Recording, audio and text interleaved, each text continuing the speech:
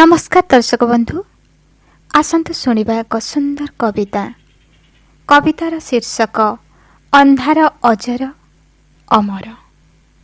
अंधार अजर अमर। कवयित्री मधुस्मिता महापात्र। चलतु शुणा कविता अंधार अजर अमर। निठुर शीत ऋतु ओह्लैछि पृथ्वी को, ढांकी देइछि जीवजंतु गछलता हताशर कुहुड़ी रे। अंधार सहिछि अंधारे निखड़ निदरे अंधारर कमल घड़ी। मो चारिपाखे मुठा मुठा अंधार, अंधारर बहलिया कलाकृष्ण केश लटी पड़िछि घर सारा।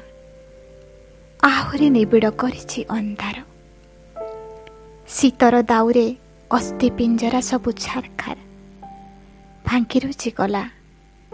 काली राति सारा मो छाती रे हजारे उल्कार पतन।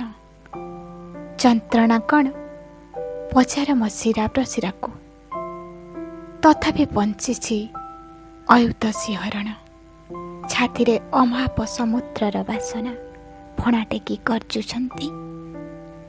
अजगर परि लंबी थिबा सहरर रास्ता सबु सुनसान।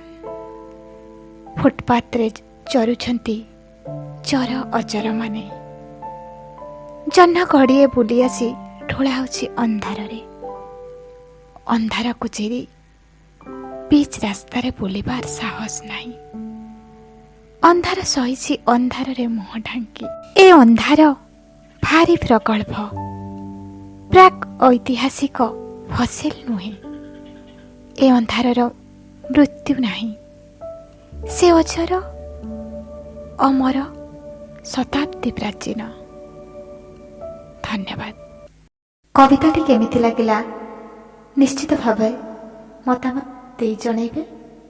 अपेक्षा रहिला। नमस्कार।